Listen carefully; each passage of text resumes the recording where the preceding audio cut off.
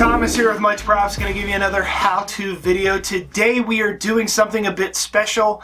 I am making a prop for a fellow YouTuber slash maker. Over the past year or so, I have been using products made by Skylar Osler, aka Cosplay Apprentice. He, along with several other makers, have been putting out their own line of things. He has the WTF that you see me use recently, the FOMO, and even the hobby knife that I use, the black and red hobby knife, is a product that he sells on Amazon. And he has been gracious enough to send me these products to test out for free. And it's really amazing for me to be included in on this. He's also sent them to some much bigger name, much bigger talented people than I. And to be lumped in with such guys and want my honest feedback, I'm humbled. And I want to do something to kind of pay back some of the things that he's given me, and other than me giving back exposure to his product and showing what you can do with it, I wanted to make him something. So I've been using a lot of this WTF recently, and it kind of was just staring at me in the face. His logo has a silhouette of a sword. Now, every image that I found, it's just a silhouette. So this leaves me with an interpretation of how I could make this sword, and I think I'm gonna make it in Much Props fashion, make it dirty and possibly broken, because his logo cuts it off right there, so I'm assuming that's where it stops. So today we are going to make a sword using WTF for Cosplay Apprentice. Let's get to building. Skylar has several products available for sale through Amazon. His most recent as of this video is WTF What the Foam. Also in the Cosplay Apprentice's line, he has a clay foam called FOMO and a hobby knife called IDK. It's a dope knife. All are linked in my affiliates page in the description below. To start off the build, I printed out a large version of his logo that I pulled off of a Google search and cut it out.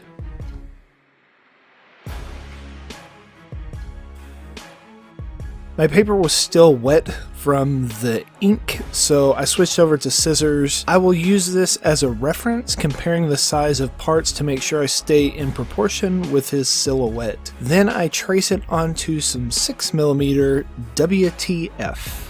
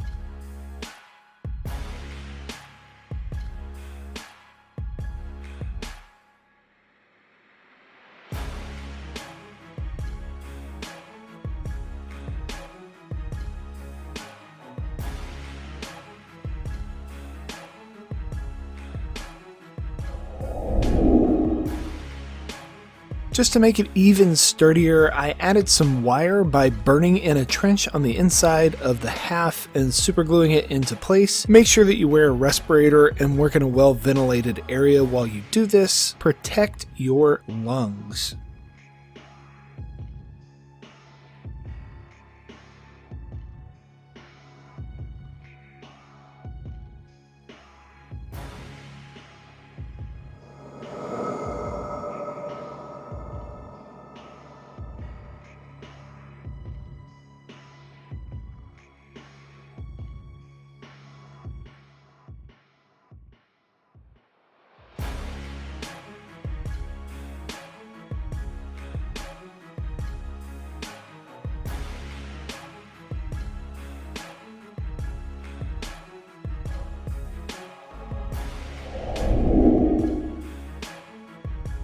To get the other half, just position the remaining part on top and push down. This will leave an indent that you can trace over and then burn the groove onto that side. I slathered both halves with some contact cement and permanently joined the two pieces into one solid piece.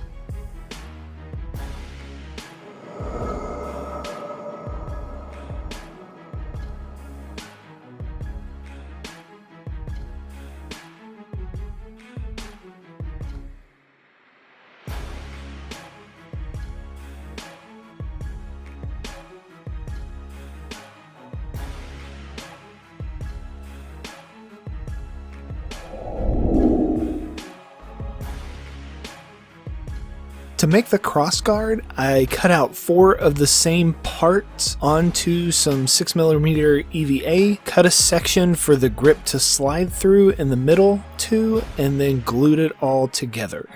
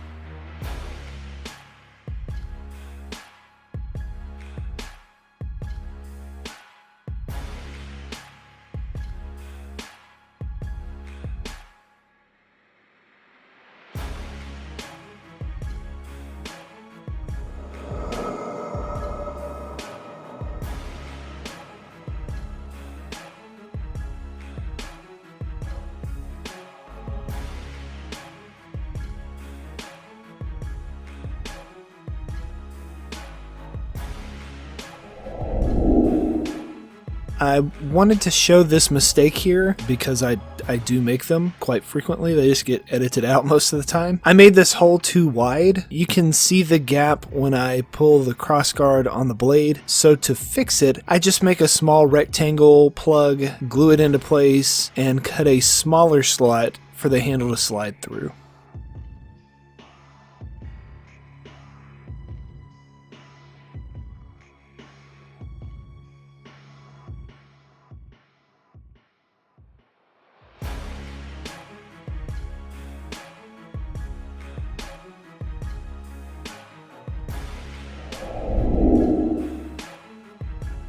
No matter how perfect you stick to your template, your edges will need a little bit of cleanup. While I am at it, I'm going to go ahead and carve some of the shape into it also.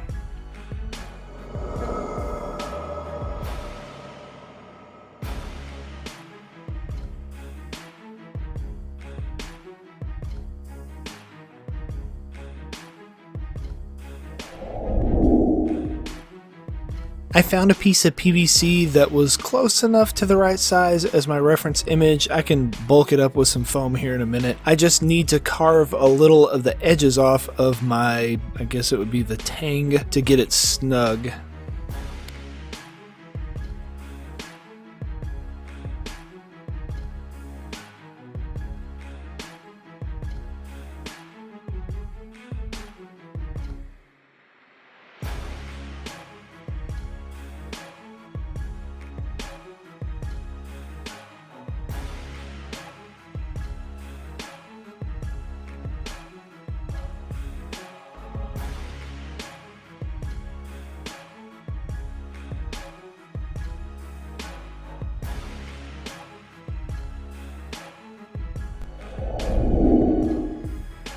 To add a little bit of detail to the guard, I thought I would give it a hammered metal look, so I took a round stone bit on the Dremel and added divots all over. This is also a good way to hide imperfections in your carving and sanding.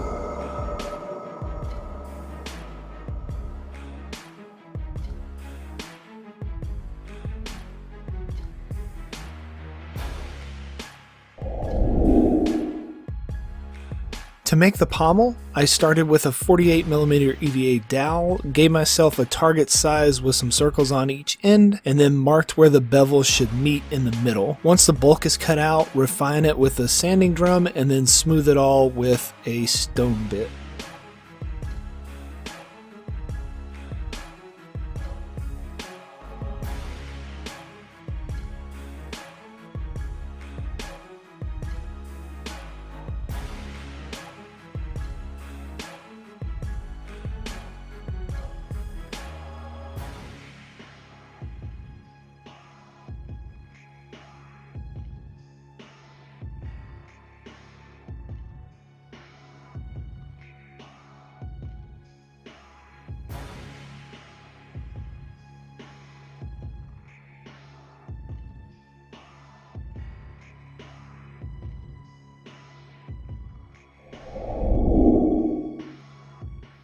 Assembly time. I position parts how they should align, then I use super glue to lock each part into place. For the raised areas on the handle, I use various EVA dowels and foam to get the desired silhouette.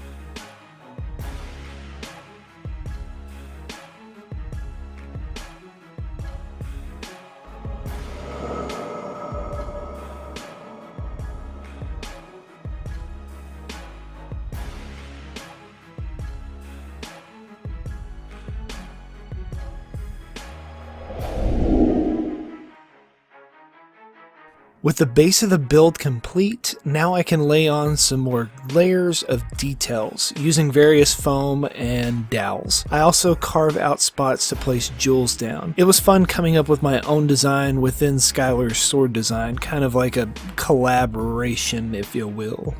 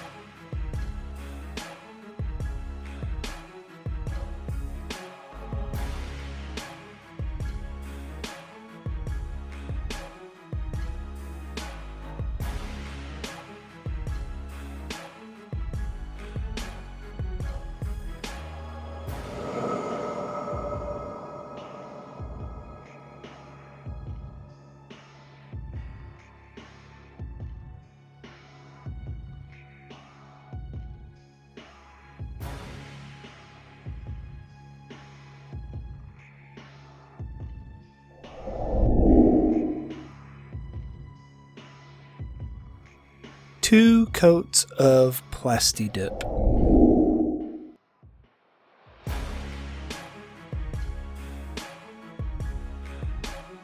Now with the sealant coat, I spray some base colors down to start developing my paint scheme. A little silver, a little red, and a little gold. You could stop at this point. It's nice and shiny, but that's not really my style. It's already broken, so why not put on some layers of dirt too. Brush on some black and brown acrylics, then wipe off the high points with a paper towel.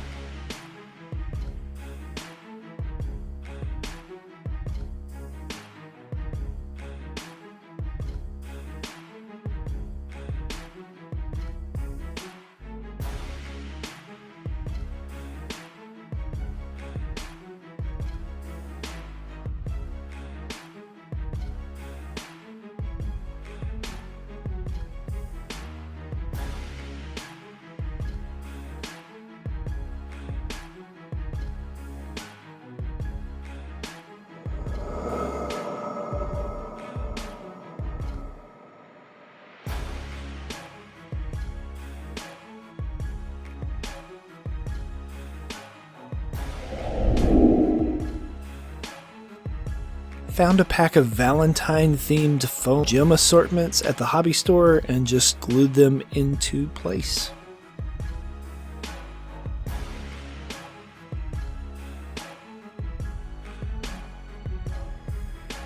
And we are finished. Here is the end result. Overall, I had a lot of fun building this little tiny piece of a sword. It was fun.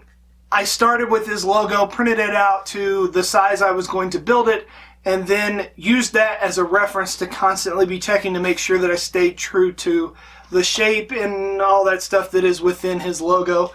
And then I had the freedom of getting to fill in everything else. So, Skylar, hopefully you like this. Hopefully it is a small tribute to you being generous and including me in on testing out your stuff. Everything that you put out there is top quality, and